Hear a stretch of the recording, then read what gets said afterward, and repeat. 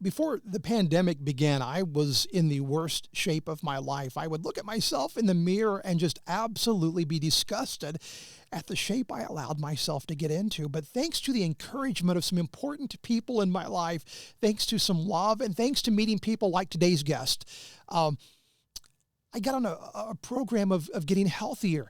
And recently, I got to my goal. I actually exceeded my goal. I've lost 70 pounds, and I'm now working towards getting more tone. And I'm so thankful for the fact that I had the encouragement of people in my life. So recently, when I saw myself in the mirror and I looked at myself and I was finally happy with what I saw, frankly, that made my day.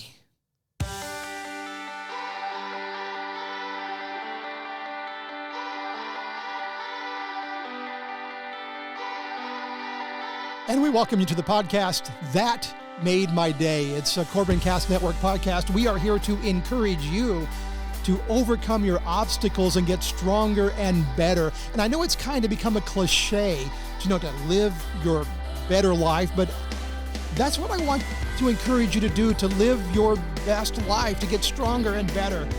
And so over the course of this podcast, we're going to tell you stories that made my day. But each one is specifically targeted to help encourage you that in your life you can become stronger and better. And it's all based off of my faith in Jesus Christ as a follower of Christ. But it's stuff that anybody can use. I want to encourage you to please like and share us on social media. And if you are watching us on YouTube, if you would follow us, it costs you nothing to subscribe. If you're listening on your favorite podcast platform, please subscribe. Those cost you nothing, but they help you to follow us and they help us to get the word out about our podcast. And if you want to learn more about us, go to www.corbinfostermedia.com and you can learn more about That Made My Day. Well, I am so glad to invite my guest in this morning, somebody who I met about a year ago, and because of illness, I was in and out of the gym over the past year, but I loved the day that I walked in and she looked at me and did it take you a minute, Cindy, to realize who I was when you saw me there? Yes, yeah. You look totally different. I want to welcome Cindy Wilfong, General Manager of Titan Fitness in Peoria. Cindy, welcome, and tell me a little bit about your role there at Titan Fitness. Well, I'm the general manager. I've been the general manager for a couple of years now. When the gym opened back in 2015, I was doing some personal training. The owner is a good friend of ours, known him for quite a long time. So my husband and I helped him get that gym opened up, and I could see that he needed some help with some personal training. So I started doing that a little bit part-time. And then a couple of years ago, it became apparent that he needed a manager, and I knew the culture, I knew the people, and knew him. And so my husband said, well, if you want to do it, I'll help you, because it was a much bigger time commitment for me to go from doing some part-time personal training to full-time managing the gym. Yeah. And I've had a chance to see you guys around the gym. By the way, your husband is an absolute beast. He's what a neat thing to see. Because I always know when I hear the loudest grunts, he's usually working out somewhere, because that guy is just incredibly and very impressive. I got to tell you though, I think one of my hesitations at first was going to a gym where you have all these because there's so many young people there who look so good in front of the mirrors and so forth. And then I would walk in, I just felt, what is your word of encouragement to somebody who feels like, I want to take this step, but I'm not sure, going into an environment like that, how would you encourage somebody to take that first step into the gym, even though they may not feel like they fit in at first? Well, we've tried to create an environment where everybody's welcome. And it's a strength and fitness, but we have group fitness, and we have personal trainers to help people get started. But we've tried to make an environment where everybody does feel comfortable. And even the most fit people in there are always encouraging. We love to see people that will come in and lose 70 pounds over 7 months to a year. Yeah. That inspires us to keep going. And so, we try to encourage people, and there's a core group of us that we're always encouraging, so everybody else is too. I think a lot of people are afraid because they feel like they're going to be judged, or someone's going to look at them and say, oh, you're out of shape. What are you doing in here? But everybody gets started, and you just keep taking the next step until you get to your goal. Everyone's on a journey. Yeah. And I think that's a big thing for me too, because I have heard that, and maybe you can back me up on this, that people who go through dramatic weight loss, only 4 to 6% of them actually maintain that over the course of a lifetime. And that scares me. It scares me enough that I want to do things to purposely maintain that. And is that where a good program like working at a gym such as yours can come in to help somebody in my shape now to not only tone up, because weight loss can be kind of cruel on parts of your body that you want to look better than they do, but also not just to tone up but to maintain. Is that what you would recommend? Yes. Well, let's back up. Sure. A lot of people don't want to look in the mirror, and they go, well, why are the mirrors there? Those people they're flexing and looking at themselves in the mirror, but the mirror gives you biofeedback on what you're doing. I had a client who had a stroke, and I was doing some personal training with him, and his left side was weak, and we were doing some bicep curls. And I told him, I said, specifically, look in the mirror and look at your left side, and you'll be able to have more strength. And he did. He was able to do the movement because he was looking at his left side. And he's like, I never thought that would happen.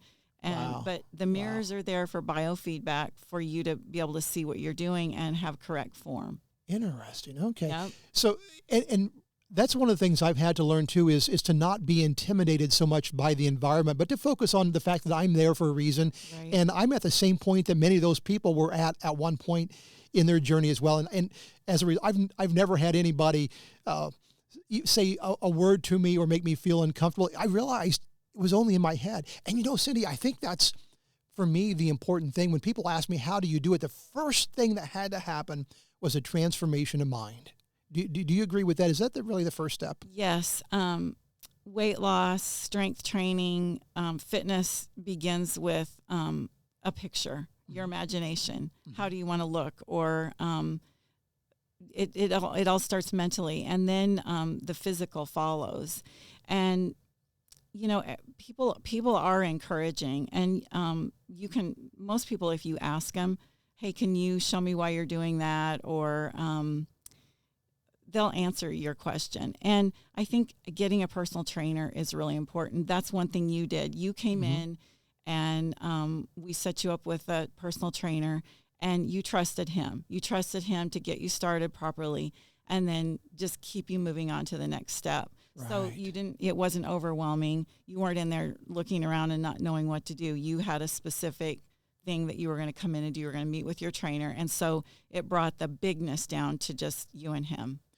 And one of the things that surprised me too is that part of the trainer's advice, the first trainer I met with, that was really at the beginning of my weight loss journey. And one piece of advice that he gave me that I think stood above all the rest was just to drink a lot of water. And why I didn't realize that, I don't know, but I remember he carried a jug of water with him that he would, to remind himself to drink water. And just little things like that, trainers can feed into your life that you might not think about. Is that true? Absolutely. You have to meet someone where they are, and then as you get to know them and have conversation, then you can make small suggestions. But those small actions, small suggestions will add up at the end to a pretty, it'll cause a big reward. So I'm really interested in your journey to where you are today as far as being a physically fit person and somebody who really focuses on that. And I know that when you and I were talking about this before, I mentioned that I approach this podcast from a position of faith. And to me, for me to be a man after God's own heart, for me to be a man who follows after God, it's important for me to live that life physically as well. And it amazes me how many times in the church we can focus on so many different things, but we don't focus on our physical fitness.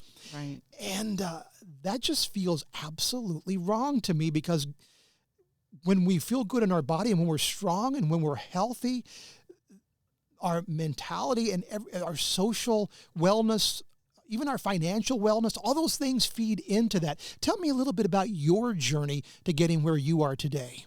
Well, I'll try to make it short, but it started probably back in 1982 when I met my husband. I had played on softball teams and done water skiing, just recreational sports, but I'd never done fitness. I'd never worked out or done group fitness or anything like that. And so he got me started running, and I got in better shape with that and enjoyed how I felt with that. But I got shin splints from running. So he's like, well, I'll take you to the gym. And so he started having me lift weights and do a little bit of weight training just to build my strength. And then I think he took me to a bodybuilding show, and I thought, I would like to do that. I really want to do that. So that set me on a journey of starting to learn about bodybuilding and building, and as a woman, building a little bit more muscle. Women typically can't build a lot of muscle. We don't look like a man because our hormones are different, but we can be stronger. And so I just fell in love with lifting weights and seeing the results. It doesn't happen overnight. For a woman to put on 1 or 2 pounds of muscle, sometimes that takes a whole year. But in the meantime, I got started teaching group fitness, doing what we called aerobics back then. That was back in the Jane Fonda days. And so I started teaching aerobics and became a leader of an aerobic program at a club. And so I really got into fitness, but I wasn't able to do it all pretty soon. It just was too overwhelming. So I quit teaching group fitness and focused just on weight training. And I competed bodybuilding, women's bodybuilding, for about 5.5 years. And then I met Christ and became a believer. And that really changed my life, because before that, it was like this kind of like a bucket that was never full. There was just a hole that never got full. And I felt like I had to be in the gym all the time. And that kind of became my God. And then after I met Christ, everything was different. Wow. So everything changes about you. So I still loved going to the gym and working out, but it was just different. I could take days off. I enjoyed just walking out in nature and talking to the Lord while I was out for a walk. I loved reading the Bible and learning about his precepts and having a relationship. And so when I went back to the gym, it was totally different.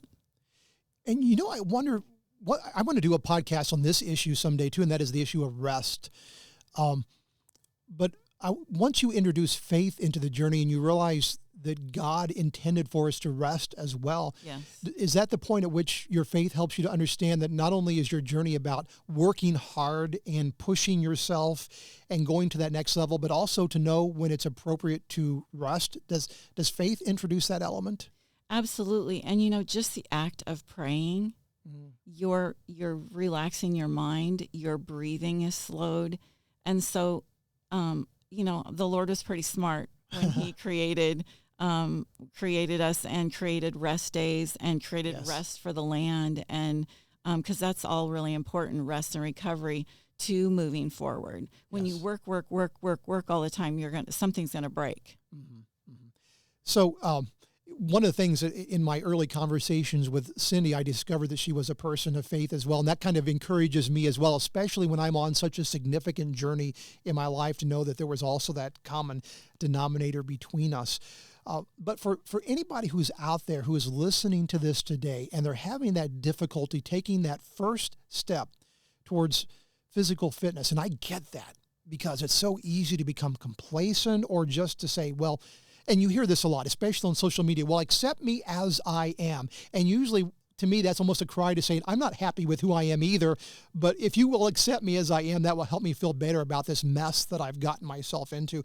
And I mentioned that transformation of mind. I had to come to that point. What would you say to somebody who is listening right now, who is desperate, who realizes and let me give you another example. One of the things that I was able to accomplish was getting off my blood pressure medicine. Mm-hmm. I'm now completely off of that. I had struggled with gout, which is an arthritis condition in my knee. And the only time that bothers me now is when I eat sugar. And then it comes back and bothers me again. So I had some things that really were triggers for me. And I wonder if somebody who is listening or watching will have those same triggers. What will you say to that person who is in that shape that Greg was before I began this journey, to help encourage them to make that leap? Well, usually if you have a buddy or a friend that will just kind of come alongside you. I don't like the word really accountability partner, because we need to be accountable to ourselves, but Sure. just somebody who will encourage you. And if you don't, there's probably someone there at the gym who can be a mentor or a trainer that will just help get you started and develop the habit of going. And I see it, though, a lot where I see people come in and they really want to make a change, and we see them every day for 2 weeks and then they're gone. Yes. So it's really important to start something that you can continue on. It can be a lifestyle. It's not just about a quick weight loss or get stronger or put muscle on. It's about something that you can do as a lifestyle. So you have to approach it like that. Yes. This is something that you're going to start. And okay, if you go 2 times a week, get that down and that become a habit. And then you can bump up to 3 times, 4 times.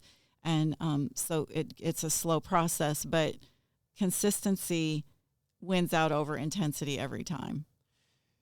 So I had to find the right path for me in doing this, but I'm just kind of curious. Let's start with the weight loss issue. If somebody comes to you wanting to get in better shape and lose weight, what are some of the considerations you have? What are some of the pieces of advice you might give to somebody who is listening right now and saying, I've tried everything and nothing seems to work?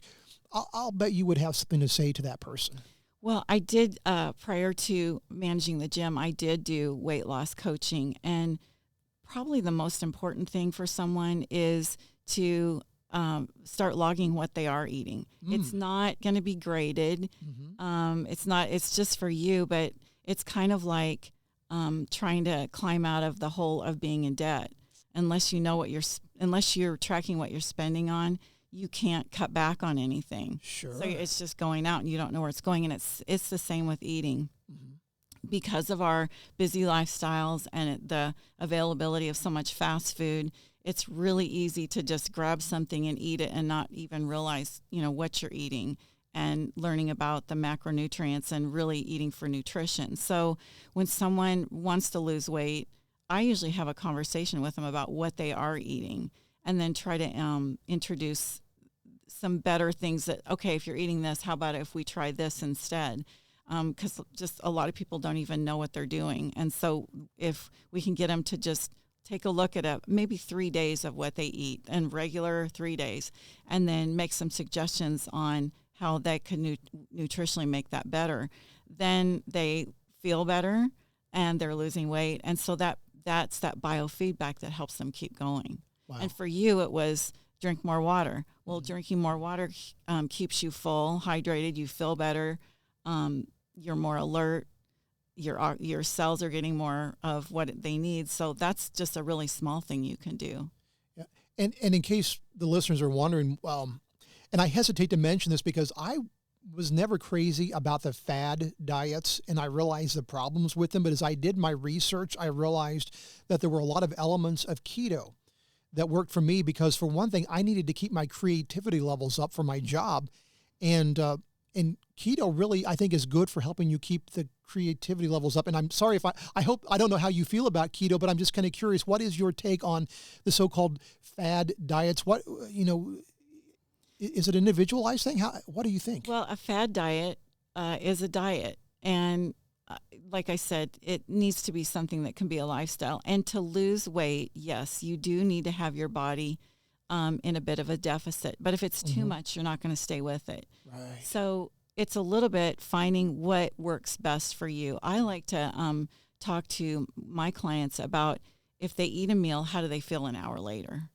If you eat and you feel satisfied, you feel alert, then you've eaten properly. So I like to have people start with, okay, what's the protein at that meal? And then what are the vegetables at that meal? What are we going to use for good fats at that meal? And then what are the carbohydrates going to be? So, we talk about those components of nutrition making a meal, and you feel good.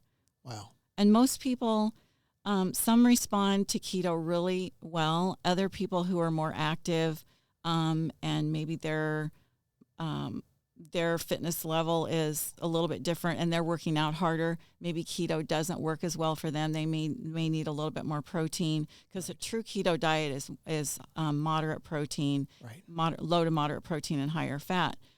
So it kind of depends on how someone's activity level is. That has to be taken into factor when you're helping someone lose weight. What's their activity level? Yeah. It's pretty hard to throw everything into the mix and have it be successful. You kind of need to attack it a little bit at a time. Yeah. And one of the things that, because keto keeps you low on the sugars anyway. Absolutely. And so just eliminating sugar was helpful. I mean, I was a 1 bowl of ice cream a night kind of guy, sometimes 2 maybe. I loved the donuts for breakfast, even though, like you said, they made me feel terrible. It didn't used to be that way, but as I've gotten older, eating those donuts for breakfast, I would feel lousy the rest of the morning. But, I love those donuts. And I have not had a donut since I began this, but I've had some really great food along the way, which is, I think, another misconception, that is that when you're dieting that you have to deprive yourself of good foods, and that's not the case at all, is it? And our brains, we have neurotransmitters in our brains, and certain foods, sugar especially, will feed those. Mm-hmm. And so you kind of get a high off of the sugar. Yeah. And then your blood sugar dives lower, and then you're seeking for something else. But if you get up and if you can have eggs, if you like eggs, if you can get up and have an egg, that is the perfect. It's got protein and fat, and that will set you up later for your blood sugar not to crash. Right. I know a lot of people that work in offices will have a big lunch, a lot of carbohydrates for lunch, starchy carbs, and by 3:00 they're looking for a cup of coffee because mm-hmm. they're falling asleep. Sure. So if you learn a little bit about what foods to eat, then you can be more productive and feel better all day long. Well, I am so glad you mentioned that too, because that was something I used to struggle with, the afternoon overwhelming sleepiness, that especially since I do a lot of work in front of a computer or at a desk, by mid-afternoon, I was fighting to stay awake, and I don't have that problem now. Right. And that just really has made a difference for me. Let's talk about the physical fitness end now, as far as the exercise plan for the beginner. Obviously when you come into a gym, your first step isn't to start lifting the barbells and that sort of thing. There's a very deliberate way of beginning to get more tone as you think about maybe a weight lifting or exercise program. What is your advice for somebody who's a newbie in that area when it comes to an exercise regime, perhaps weight training regime? Well, if someone's not a lot overweight and they just want to get in a little bit better shape, then we get them started with first making sure that their doctor okays that it's okay for them to start an exercise program, and then meet with a trainer for a consultation and find out what their goals are, because everybody's different, and we like to try to individualize everyone's fitness program depending on what they want. And then maybe they don't know what they want, so then the trainer can help them with that. But if someone just wants to get in shape, doing a full body workout is just light weights, maybe where they can do 8 to 15 reps, is a really good range of movement, and they're not going to hurt themselves because they're not going to be lifting weights that are too heavy, or they're not going to have joint issues. So doing a full body workout every other day is a way to kind of build a base and get your body kind of working together, just becoming aware of the muscles that you're working. If you're doing working your arms, are you feeling it in your arms? Are you feeling it more somewhere else? So just kind of becoming aware of the exercise and then where you're supposed to be feeling it. And form's so important. Yeah.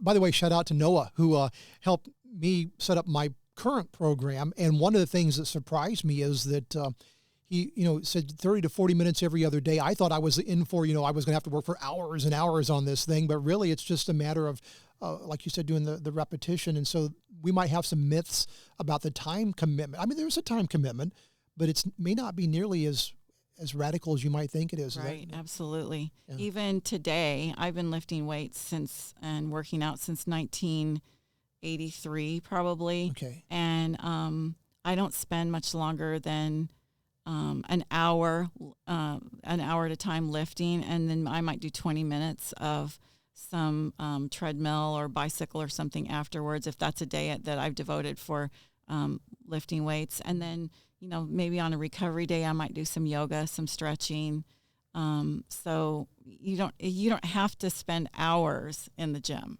Mm-hmm. You can be effective without having to spend hours at it. Most people don't have that much time. I want to help our listener out there and we are based in Peoria. That's where Titan Fitness is. Obviously a very excellent choice for those who are in this area. I love the folks in there. You have a great staff, by the way. Thank you. They are just fantastic. But for somebody who is outside of our area who wants to get started in a gym, are there some things that you would advise them to look for in a gym that they might choose? What's your advice? Well, I would want them to just go check it out, spend some time, walk around, check it out. How do they feel when they're in there? Watching, maybe observing some things, observe a class. There's small personal training gyms. There's medium size like we are. There's the great big gyms that might offer pool and track and lots of different programs. So everybody's kind of different in what they're looking for. So it's just important to go try it out. Go see. Do the people care there? Does it look like that people care? Does it look like that people are involved? Is it clean? Is it well maintained? I would say if you're going to spend some money there and some time there, go check it out and see how do you feel when you're in there. And it's interesting you mentioned, even on the clean thing, I think the other thing that people are immediately clicking into is, well, we're pretty much through the pandemic, but there's still people who are dealing with COVID. It's important that your gym has a plan for advising its customers on how to exercise and deal with equipment safely, right? Absolutely. And, the biggest thing is wash your hands before you start lifting and then before you leave. It's amazing when you're dealing with iron and metal and machines. I can go in the bathroom and wash my hands and, the soap is a little gray. I mean, you get stuff on your hands when you're doing that. Sure. I wear gloves all the time just to protect so I don't get calluses. But it's just important to practice the same hygiene that's just good for anything. Just wash your hands, and if you're going to cough into your shirt. Don't cough all over everybody. And sure. We provide towels and spray bottles for people to wipe their equipment off, their handles, everything they touch before and after. Good. Yeah. So as we wrap things up here today, just wonder to kind of pull all of this together as whether the person out there who is listening is struggling in this area right now, which, again, I would just say I get that completely because I really had to overcome Greg. Greg was Greg's biggest obstacle in getting to where I need to be, and I'm still not exactly where I want to be, but I'm getting there. In overcoming my obstacles, I had to overcome myself. But whether somebody has any background in physical fitness and in exercise or they're a new person, just a final word of encouragement, both as a leader in the industry, but also as somebody who is a person of faith. How would you speak to the heart of our listener who's listening to us today? Well, I would say learn to speak positive about this. You can go and go, oh, I got to go to the gym, or you can go, God, I'm going to go, and I'm going to be positive about it. The Bible says, "As a man thinketh, so is he." So God has given us choice, and it's a choice how we choose to think about our health and our road to discovery, our road to a better you. So every time you go exercise, whether you're exercising at home or you're going to the gym, you can be proud of yourself and just be positive. Choose to be positive about the changes that you're making and what you're doing. And God will be with you. For our friends who are in the Peoria area, tell us how we can find you if somebody wants to talk more with you about this. Well, we're at 7620 North University Street in Peoria, Illinois. And then we also have a location in Washington, Illinois, which is at the Sunnyland Plaza behind the theaters. And we're at www.titanfitness24.com. We're also Titan Fitness Peoria on Instagram and Facebook. So we're pretty easy to contact. Awesome. Cindy, thank you so very much for being here with us today, and my best to you and your staff. And I guess I'll see you tonight sometime. Thank you. You made my day. All right. Awesome. Well, that's just the thing. And please, listen, you can do this. I know it's tough, but you have it in you. You can change your life. It's a spiritual process. It's a physical process, but making your day it begins with that transformation of mind. And I want to encourage you, get on this journey because you can overcome these obstacles and you can become stronger and better. Well, my name is Greg Fish. Thank you so very much for joining us here. If you want to know more about us on That Made My Day, it's www.corbinfostermedia.com, and we'll try to get all these websites on here for you so you can find them easily. But please like and share us on social media. Be sure and if this content today meant something with you, please share it on social media with others because there's somebody else out there who needs to hear this. And be sure and subscribe or follow us on your podcast platform or on YouTube. It's free. And yeah, listen, we appreciate you coming along with us for another episode of That Made My Day.